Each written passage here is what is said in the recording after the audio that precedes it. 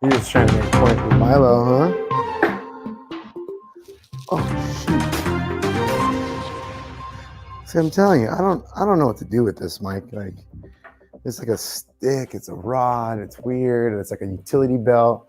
Do I put it in my pocket? Do I not? Then it's like a cable. I don't know, guys. But anyways, hey, I'm Maximilian Mormont. This is Munchies with Max, and it's Tuesday. Oh no, it's Monday. We just finished Murph. I'm going to talk about Tuesday. Whoo, it's catching up to me, guys. I haven't been off on my days yet, but got me a little bit there. But hey, good recovery. We just finished Monday. Going to hit Tuesday. Got a good little recovery workout, to be honest, for tomorrow. I got 2 killer snacks, to be honest. I have to start now. I can't wait on this snack because of the lights and the staging and stuff. My first snack tonight is an ice cream sandwich. We're gonna go double two for Tuesday snacks. I figured why not? Okay, because Monday though. Damn it. That was the whole ploy. That was the whole ploy to get 2 snacks. All right. So, but no, I got an ice cream sandwich. It's like one of my favorites. It's like vanilla. Just I don't think it's classic really sandwich. Yeah, classic sandwich. Like what is that called? It starts with a C. But I don't know, it's like a generic brand. Probably like 150 calories. I wonder. I should have looked that up. Mikey, you mind looking that up for me, buddy? Yeah, I'm going right now. Little mini ice cream sandwich. Sorry, sir. So, anyways, I'm Maximilian Mormont. I'm eating an ice cream sandwich because this is Munchies with Max. We are Max Fit USA, CrossFit Costa Mesa, and on the 1s and 2s is my boy Mike. So, you didn't know about the ice cream sandwich. I didn't have the heart to let him know about it. So, but I'm excited that I got to eat that. And then one of the biggest things we're going to talk about today is my other snack was a gift. It was a gift to me. And when I look at it, it's almost like someone brought me like black coffee. And what I mean by that is like, I like cream in my coffee. But if you bring me a coffee and you bring me black and you're like, oh, here you go, coach. Here's the coffee. And I'm like, oh, you got cream in there? And they're like, no, it's black. You don't drink black coffee? And they look at me and they give me like the crunk eye, one eye up, one eye down. And I'm like, all right, I got you. Yeah, I drink black coffee. No, I don't drink like black coffee, but I see what you're doing. I'm going to drink black coffee anyways. That's what I feel like is going on over here with my snack. Well, we'll see. I have to try it. Never tried it before. It's based on another episode that we had, but the ice cream sandwich was phenomenal. I probably should have washed it down with that, but it's cool. I'm kind of excited. I just put it right in the front of the line for the snacks. So, today, guys, we got 2 good questions. So I pulled 2 good questions from you guys, The first one was, is diet or weight loss? Is diet or weight loss more important for weight loss? Sorry, is I couldn't even read it. Is diet or weight training better for weight loss? Is dieting or weight training better for weight loss? So we'll answer that. Is diet or weight training better for weight loss? And then the other one that we're going to go through is steps to reopening. So I'm getting a lot of questions from like other gyms and things like that in regards to like, hey, what can we do? How do we feel safe? How do we like what are you guys doing? What are parameters taking? And I feel like we've done really, really well about how we went out, how we were able to provide fitness and health and get people staying in shape and keep them in a direction so that way we could stay away from, getting ill or getting sick and things of that nature. So I feel like we've been a little step ahead, and we went 3 days out before anybody said anything. And now we're on our way back in, and we're just gathering equipment, trying to figure out it, like moving forward. And one of the biggest things that I get this like constant, like, oh, hey, what can we do? And it's been awesome to actually interact with other people in other gyms, because I've gotten a lot of other feedback from other people that have already opened. So it's been great to hear from a lot of you guys. The stuff you guys are going through is crazy, from like having problems and not having problems to going smooth and not going smooth. Like it's been really cool to hear the highs and lows. So thank you. I've gotten a lot of good educational stuff from that. And that's like my favorite thing to do, is get feedback from others and my peers, and then apply it, and then try to be ahead of the ball. So that's what we're doing. And we'll talk about kind of ways for how we're using and what we're doing to kind of get towards that direction. And then hopefully it'll kind of help you guys out that are asking me like, hey, how do we do this? How do you do this? All right. And then, okay, here we go. I'm scared of the snack, dude. I'm literally scared of the snack. Mikey, I mean, what do you think? Are you scared of a snack or what? I don't know. I don't know what to think. What's the brand on it? Okay. So it was delivered right now. It was delivered to me, which is fine. I know that's fine. It's fine. It was delivered from a friend. All right. And knee slapping jerky. Seems legit, right? And it looks really, really good. Looks pretty fatty, but it looks delicious. It looks like it's got some type of, it says spicy level mild, but somehow I feel like that's like asking like one of my Mexican friends, hey, is this going to be spicy? And they tell me no. Like that's what I feel like. I feel like that's what this is going to be like, because I feel like, Pothead, do you like spicy stuff? So I feel like this is, so Pothead brought me this from our beef jerky episode. And I was just thinking of it more of kind of how the black coffee, right? So it's like comes in a tinfoil drug dealing bag. Like I went to the clinic, and then I got, it's got like a jerky. I mean, they got some real fatty pieces in here. Like, do you munch on this stuff a lot, Pothead? I mean, is it sticky? Is it sticky? It is kind of sticky. Oh, okay. That's a good type of jerky, though. I like that jerky. No, but it's dry. It's dry like how I like it. But it's got like gristle on it. So that I wasn't too like, ooh, it's hot too. I had a feeling. I mean, it's not. Hopefully, I don't start sweating. But it's warm. It's definitely warm. But it had a lot of gristle on it. I was scared that the gristle was going to be chewy. But whoa, this is legit. Well, yeah, no joke. Knee slapping jerky. Spicy level mild. It's a little warm. I wonder what spicy's like. It says spicy is a wild ride. Yeah. Well, I'm trying to get a little forehead sweat off my first piece. It almost was like a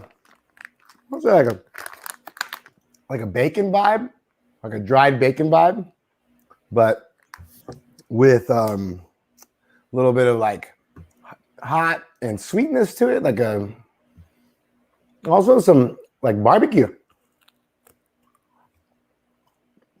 like a little vinegar in there. I like that. Thank you, sir. What's this brand? Knee slapping jerky. Okay. I'll punch you next time I see you. That's not the type of jerky it is? Isn't it like wet jerky? Don't they call that wet jerky? But you said it was dry, though. No, I think it's wet just because of the amount of sauce it's got on it. This is good stuff. It's hot. Knee slapping jerky. Knee slapping jerky. What's the Instagram handle on that? Rice pot queen. Is this a family plug? What just happened here? Pothead. At Life Pot Clean. This is good stuff. It has to be the type of jerky it is, right? Like she would have like multiple types of jerky, or they would have. And I say she because there's a female on my bag. So I'm just assuming it's this lovely lady making my hot, sweet bacon meat jerky. I might just eat this for the rest of the hour. Shut it down. Okay, so hey, Pothead, we're a show that does micronutrients. I got no micronutrients.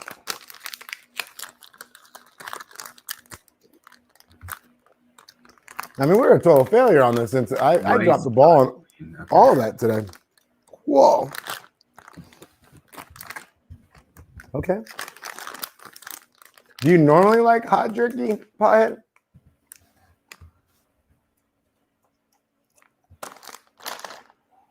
Okay. That'll be my last one for a little bit. I feel like I had 4. That was good stuff. Still pretty spicy and sweet. Did you find out if it's called knee slapping jerky?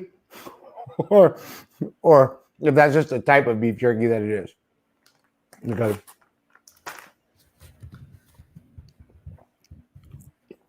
I'm just saying,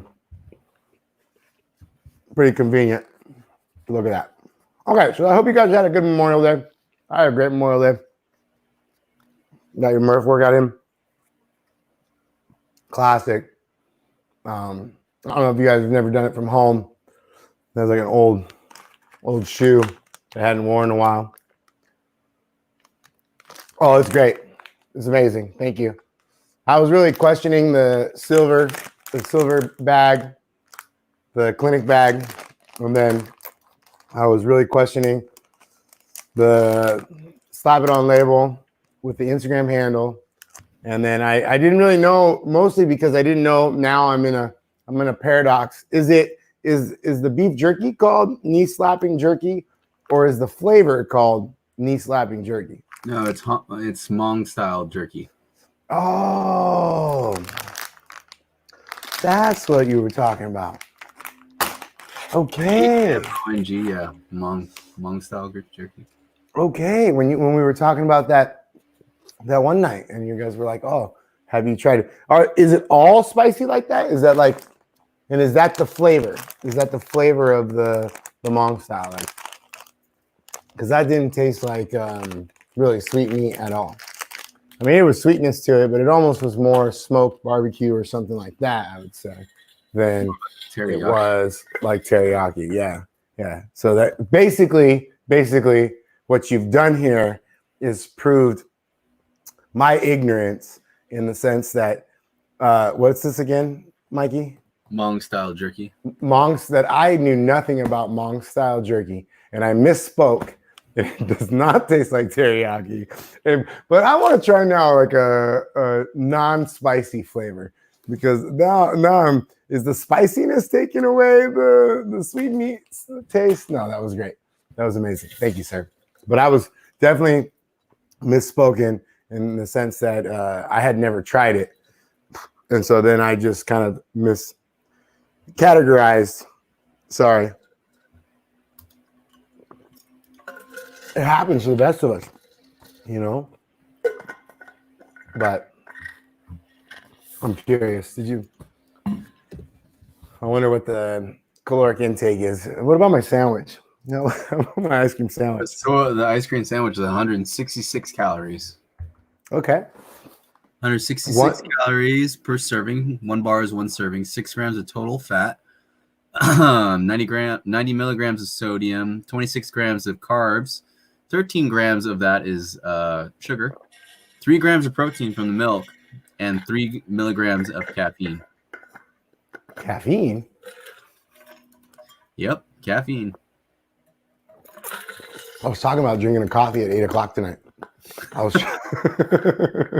3 milligrams is not going to do anything to you, though. Talked myself out of it.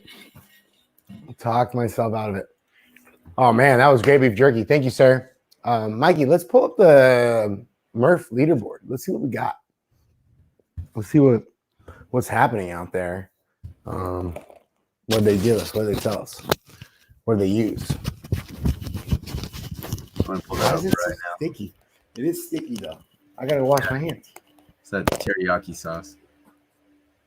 All right. I thought we said there was no teriyaki in it. All right.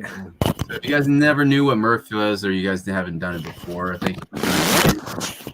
Ooh, let me. It's a 1 mile run, 100 pull-ups, 200 push-ups, 300 air squats, 1 mile run, and it's in memory of Navy Lieutenant Michael Murphy, 29, who was killed in Afghanistan in June 28th, 2005. It's one of his favorite workouts, and he usually did it with a vest, and he called it body armor, but we probably renamed it as Murph. Let's see what we have here.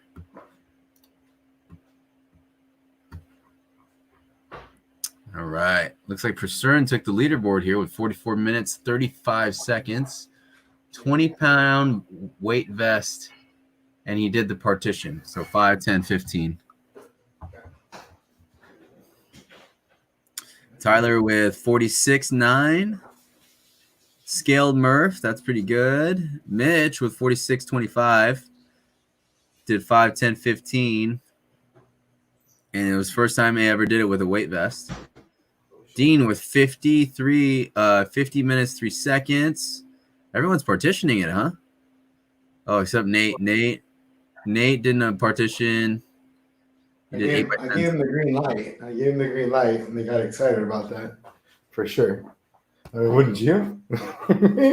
But I didn't, though. I just went straight through. I kept it. Yeah, but that's because we've done it. We've done Murph so many times. It's like, okay, I'm just going to do it the same way. Now I'm just going to plow through it, because I can probably get through it faster now like this. Now I kind of have a good feeling of how to do this. Yeah.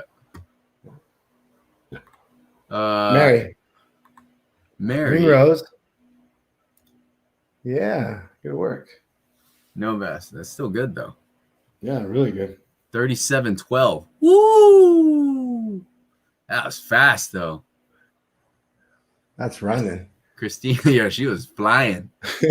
Were you just hauling on the street? Just yeah, totally. So yeah, the partition is really the fastest. Like it's nice. It's nice. You can move quick through that thing. That's awesome. Emily Nelson with ring rows, 44.49.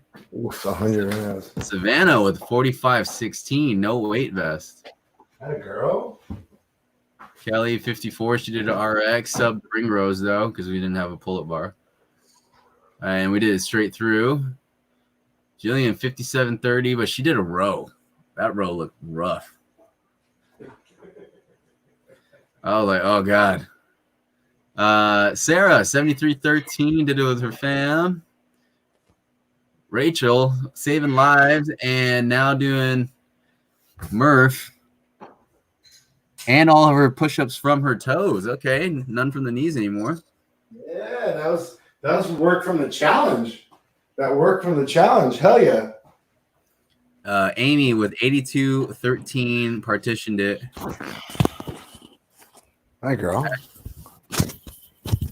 Instead of 100, Ashley Pratt did it in 99 minutes 40 seconds. Instead of 100 pull-ups, she did 400 sit-ups.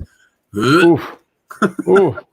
That's like the fishbowl. The fishbowl Murph is a mile run, 50 pull-ups, 100 push-ups, 150 sit-ups, and then 200 air squats, a mile run, and then you repeat that, and then you go another mile run. So it's at the end of it all, you basically do 3 miles. You do Murph, so 100 pull-ups, 200 push-ups, 300 sit-ups, and then 400 air squats. And the first time I was ever introduced to that was down south in like Oceanside, and it was in like a valley where we had to actually run it in a fishbowl, and it was an out and back, and it was awful. I don't know how the F they talked me into that, but so mile run, 50, 100, 150, 200, 1 mile, repeat it, and then another mile run. That was a great workout with a vest too. That was I remember that day. That was a long day for Max. Long day. All right, sorry, Mike. Go. Oh no, we're done there unless you wanted to get a couple more. Yeah, let's see a couple more at the end here. All right, Matt Chandler, 73:53, 73 minutes 53 seconds. RX Pothead with a vest, 83 minutes 22 seconds. Durbin finished it. Our boy Rich here, partition Cindy style ring rows. Q 54:46. There's Mario strict pull-ups. I think he said he liked it better because he didn't rip his hands. Yeah, for sure. K with 47:40. What was his time? 76:27. Yeah, you're not gonna tear. That's the same thing. Like if you do that workout and you just do not readjust in your pull-ups ever. So as you're going, you just never reset your hand on the bar. You just come off before you have that initial like feeling to do it. You'll never rip. So no matter how far you go, it's always when you're like tired, your grip's soft, and then all of a sudden you pull up, and then it's almost like, well, not always, but most of the time. And then you come down and you're like relaxed, and then you do that little extra hop to readjust your hand, and then you go. Normally in regular workouts, it's not a problem, but anything over like 50, 60 pull-ups, now it's a little bit more heat, it's a little bit more wear and tear, it's a little bit more water, a little bit more moisture. So you got a lot more at play, right? Yeah. So, and then you got more weight on top of that too, just tearing into it. And then it's also too like positioning of hand. Like where do you do your pull-ups? Most of us, when we grab the bar, we actually grab it in the middle of our hand, where you need to actually grab it above the knuckles. So it's almost like a claw where you're in the top 2 knuckles and not below the 3rd knuckle. So most of us, and that's why the little gymnastics strap, I have that hook, and that's what keeps your arms more relaxed instead of so tight. So just like the hook grip, the palm of the hand kind of creates a non-hook grip, whereas the top of the hands create more of a kind of a natural hook grip for gymnastics. At least what I find and what we do, it works better that way. Less likely to tear, less likely to readjust. Because even if you're readjusting up here, you're only tearing your knuckles. You're not filleting your hands. You're not filleting your hands. All right. So, I mean, some pretty good scores today, though. Yeah, that was awesome. That was awesome. Everybody was. Well, I mean, we just did all that body weight stuff, right? So I'm not gonna lie, the 300 squats didn't feel like anything after doing 300 squats for 2 weeks. So it's like, oh shit, was this what that was like? Was that what this was like? What was that? Oh, that's what we were doing. That's what we were doing. I don't really miss it, but it was easy to do for sure. That second round, though, different story. Dude, I was like looking at stuff to post today, and everything that kept coming up for me in my mind was some type of like trot or some type of stuff. I don't know why. It was just everything revolved around that shitty last second mile, And the worst part is leaving. is when you're leaving and if you can see the clock or you have a watch and even if you have a fast mile and it's 7 minutes, you still got fucking after whatever the amount of time you've put into doing your workout. Now you got 7 minutes of extra work to do, or 10 minutes, or yeah, totally. And more with the vest too, you're looking at a little bit like 8, 10, 11, 10-minute miles, hopefully under 10, hopefully. Yeah, my second mile was 9 minutes, but it felt like 30. Yeah. Well, especially what was your first mile? First mile was 8 something. Yeah. Like if it's a minute slower, it's gonna feel like you're fucking just in sand. Oh, it was terrible. Especially with that 20-pound vest. Now we haven't had a lot of load on us, so yeah, that would affect our nervous system a little bit. So tomorrow we got a kind of a little like PE with Max style workout. So it's kind of I've seen those. But it's mellow. It's mellow. We're gonna I feel like you should hit it with double tags tomorrow, and then we'll just double post it. We'll double post it. Because it's a good one. I'm excited for it actually. Well, let's start off with Let's start off with our questions. All right. Or no, I got my rant, huh? My rant. Actually, let's go with the questions. Let's just cut that out for today. We'll do that. We'll probably do that some other time. I'm gonna hit these questions. These are pretty good questions. So, is dieting or weight training more important for weight loss? All right. So, what is more important is dieting and you can hear, you always hear abs are made in the kitchen. I don't really know of anything that muscles made in the gym. I don't know. Now I'm interested. There's no other slogan. No wonder why the kitchen always wins. Well, fuck with that type of shit. There's no actual slogan. But yeah, they both go hand in hand.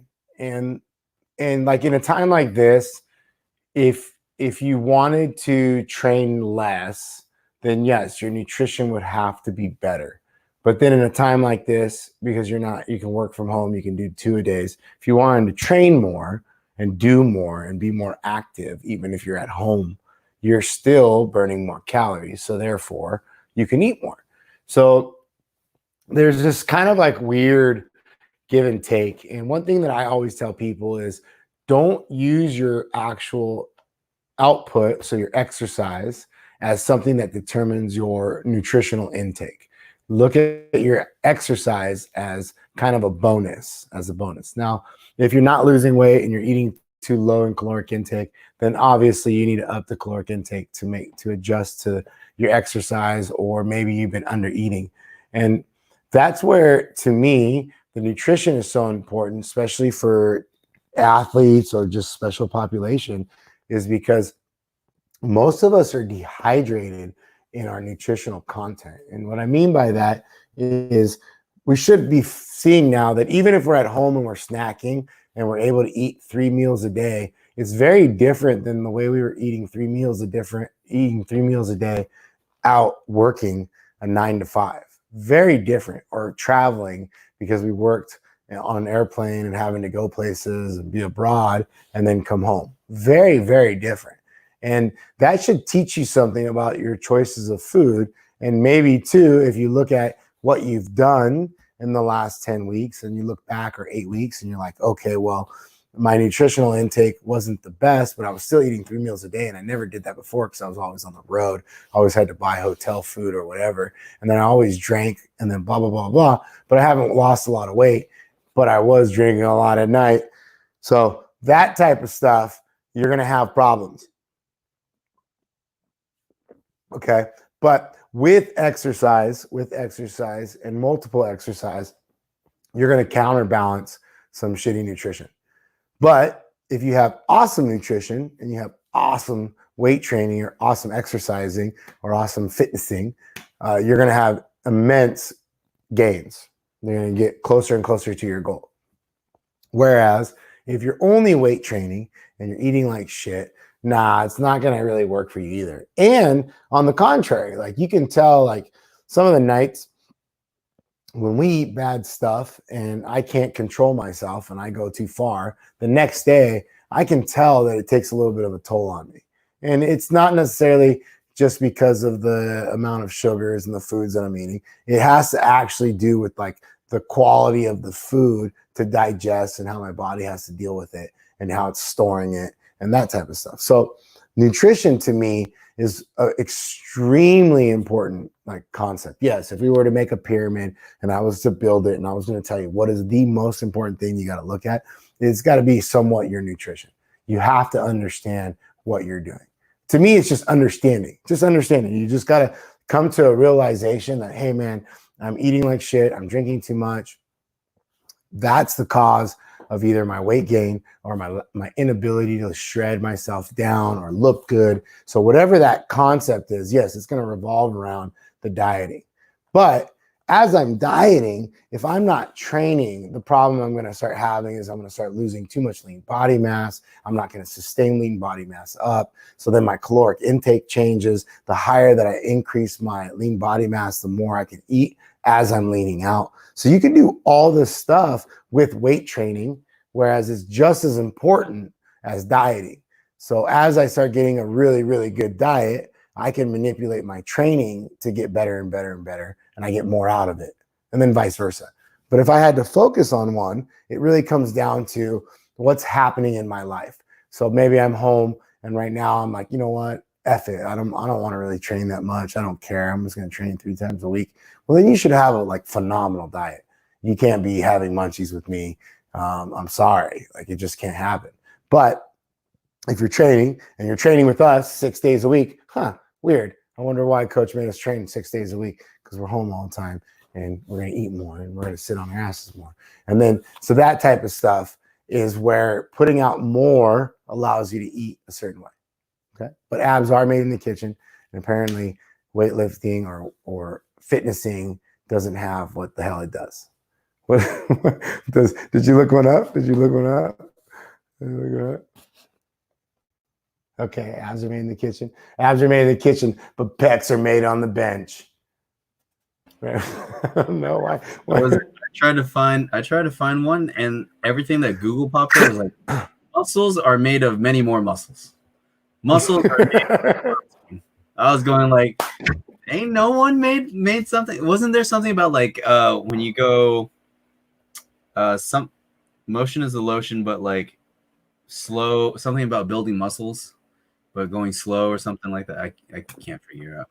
There's no something about putting mass in the ass. Something like that. I mean, now we have 2 projects for tomorrow. Last one though. Yeah, no, I know. I don't. I'm just trying to throw anything out there right now. I'm just pitching anything at this point. Just throwing it, just getting dinged on, ding, just home runs. Okay, so hopefully that kind of answered your question in the sense that nutrition should be key in order to understand your body and what it's doing, and then you should exercise to really manipulate your overall aesthetics and genetics. All right. Whoo! That was good. Wow. Okay. Now we're gonna go ahead and pat myself on the back for that one, huh? But let's look at the steps of reopening. All right. So this is what I've been telling my buddies and even people that have been kind of reaching out to me. I've been getting all kinds of different feedbacks and stuff like that. And one thing I've been telling people is see how others are doing, right? So see how others are doing it, like reaching out to other people like myself or here on this video. See what they're doing, see how they're approaching the situation, how they're communicating it. Also too, I feel like the biggest thing is educating yourself, educating your staff, and then educating your community on expectations of what you know and what you want, and then kind of what you've gathered from other influence in your community, right? So we have doctors, we have pharmacists, we have a lot of different people that work around me that I'm able to reach out to and get really good information from, right? So that's one thing that I'm blessed on, that I had a client back at 24 hours that I don't train him anymore, but I still interact with him. And he's very, very involved with the CDC and then also other organizations in regards to kind of spills and things of that nature. So I've gotten a really good understanding of how I kind of think about it. And then also too, really getting a lot of feedback from friends and other coaches and what they're going through.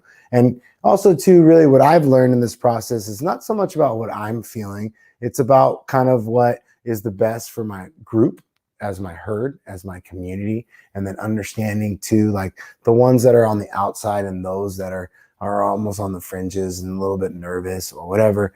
Like, I don't want to say the word scared because that's bullshit. Because you're not scared, you're just being cautious. And so things of that nature, I feel like those people are who you want to cater to, because the people that call you nervous and people that call you over or too, what I can't even think of it, too worried or even paranoid. It is what it is. I would rather be paranoid than having to deal with a problem later. So that's priority number one. So education to yourself, education to your staff, and then education to your community. And would you say, Mikey, we've been trying to do as much as we can in that sense, like, and like, especially how we've been rolling in this out in that process, right? I think so. I think we've been, or you guys have been. I'm just. We have been. Yeah. All of us as a group. As a staff and trying to keep our community together. And I hope it works. But we try to put as much information as possible and try to answer as quickly as we can. I mean, in the end, we just want to, get the family back together, So then that tells you then not only do you have to educate yourself, your staff, and your community, you have to actually start to develop SOPs and real deliverables. Like, what are you going to deliver? What are you expecting? What are going to be the operating procedures? And it's can't. I wanted to bombard you guys, and thank God we have Jillian, and she's really good about making sure that it's in a pattern where it's not overwhelming, and then we can all understand this process. And that's why I guess, all in all, the bottom line is that this whole thing of reopening really comes down to the operations manager. And I just want to take this moment to say that, like, she's been doing a phenomenal job for all of us, getting us equipment, getting us understanding. Even though we've been on here online with Mike and doing all that stuff, Jillian has been doing all the communication for us and doing. I mean, she fought a battle for us for the internet.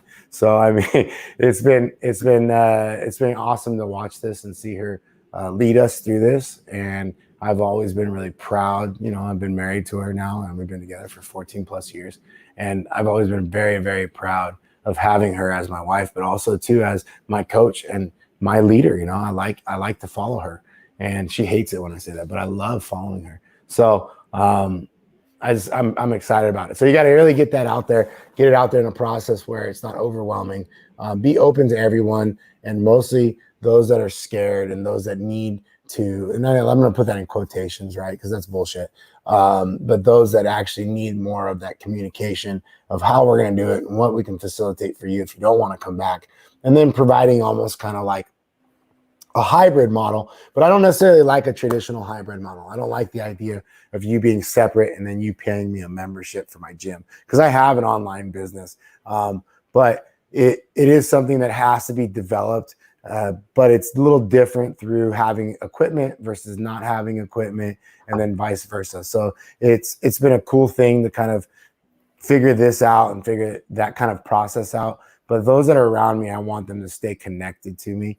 And that's where I don't really like the idea of a separation. So a lot of the guys that are having a lot of problems with reopening are those gyms that had open format. So the open format gym or just an open gym, they're all moving to almost like an hourly or a class-like schedule, even Globo gyms. So they're moving to where they open up for 2 hours and then they close for an hour, and then vice versa. And then you have to still schedule it. So then all of us have always had to schedule it, but we've never asked our community to schedule. And now we're asking everybody to schedule. And so that's another thing, is creating creating some type of safe and clean environment, and then also to ensuring that there is a staff is understanding of a schedule and the total amount of people in the gym. Because one of the biggest things you don't want to do is reach max capacity, because we've never really reached max capacity, especially us with 12,000, 13,000 square feet. But most of us never really reached that, even in Globo Gym at one moment for the fire and all that kind of bullshit. But now, because of what the size that we're allowed to operate with, we're going to meet it right away, even with the staff. So they have to understand the importance of that type of environment. And then if you're very structured, we were a very structured gym, it's just the way I like to have it, then it's okay. But if you're a gym that was been able to set up however you want, it's going to be a little different. And then understanding too that different isn't always bad. You know, I'm a habitual habit breaker. So I always tell people you got to try to break your habits. This is just another way that we broke people's habit, and now we're bringing them back. We're going to reestablish habits, but we're still breaking certain habits. And you just got to make sure that that process is very clear and understanding as much as you can. And then if not, just having an open door so your staff feels comfortable to talk to you, your community feels comfortable to talk to you, and then, hey, shit, anybody feels comfortable to talk to you. I think that's extremely important. But again, making sure that having a safe environment and a schedule, so a safe schedule to create the understanding of not overpopulating or reaching max capacity, and then the importance of that. And then as a business, that just makes you more accountable. And then in turn makes all of us more accountable. So that's one of the biggest things that we've been pushing out to our community and our friends. Even for beginners, we've had a really good uptake of people that want to come and get involved, even with the things that are happening right now. They can understand that right now they're grateful for it. They're excited to work out. I mean, most of us, Chasm posted on there the other day, a great post about, man, we're going to be grateful for our coaches. We're going to be grateful for this gym. We're going to be grateful. And that's really all of us. It's even grateful for us just to go and hang out with you guys and work, you know. I'm just grateful for having a community. I don't look at what I do as a community or as a work. You know, I look at it as a community and something that I do as a passion and a love. And so I'm excited about that. And that's what I try to portray and get to understand for those that are trying to kind of do this process. And then last thing is you want to make sure that everybody is in the mindset of almost like a grand reopening. There's nothing wrong with going back in time and going back to that time when you were a first gym goer and you just started reopening your gym, and what was the nitpicking and what was everything you were looking at, and what did you want to try, and then you tried stuff and you're like, oh no, hell, this is not going to work. You threw it out and then you tried something else and then you listened to what was working. This is the time to do that. So if you're someone like me that has been in this industry since 2001, 2002, and you've ran gyms and you've done all this stuff, imagine that right now I'm basically grabbing my stuff and going like this. Okay, here we go. We're reopening. All right, so that's the mentality you need to have. I think I needed some of those notes, but that's the mentality you need to have. All right. So I hope that answers the question of kind of why we're going through the steps of reopening and kind of what we're looking at. I guess I didn't really say much. It was more about how we feel and stuff like that, and the guidelines we're somewhat following. So let's look at tomorrow's workout. Let's look at tomorrow's workout. Mikey, what do we got here? Well, we got the first part, practicing your slips and your shoot throughs for 10 to 15 minutes. Hopefully everybody's been doing that. A good little bounce workout.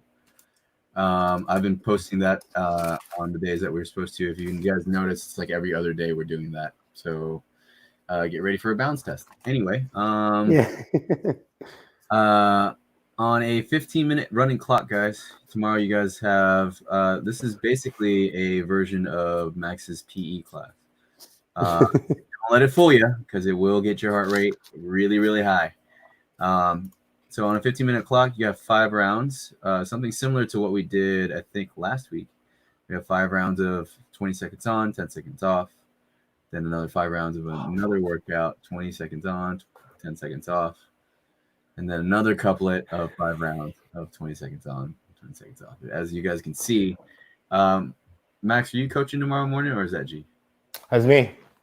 Oh, and then, oops, I accidentally copied that over. Score your lowest round. So it's essentially a 15-round Tabata, if you guys haven't noticed. Yeah, totally.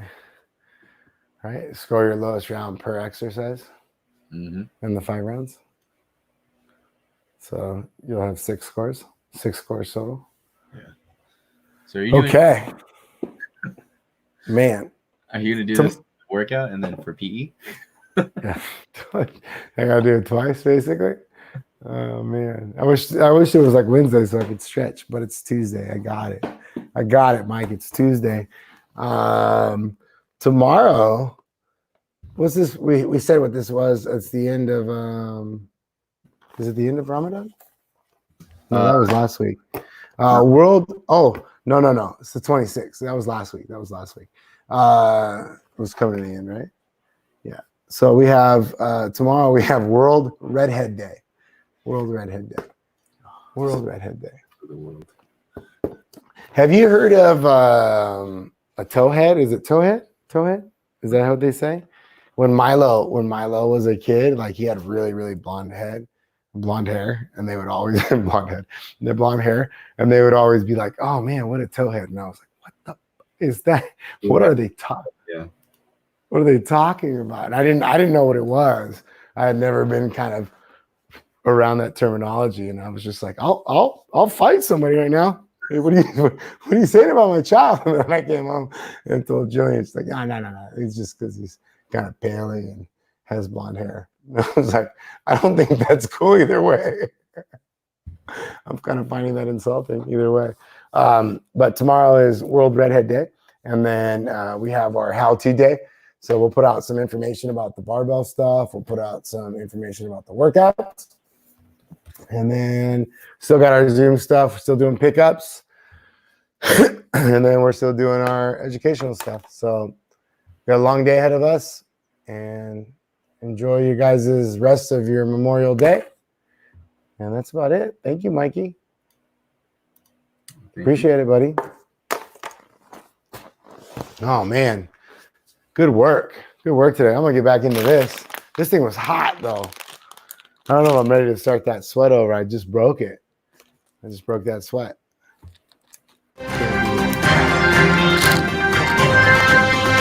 Also, too, I got to wash my hands. I should have gotten some tongs.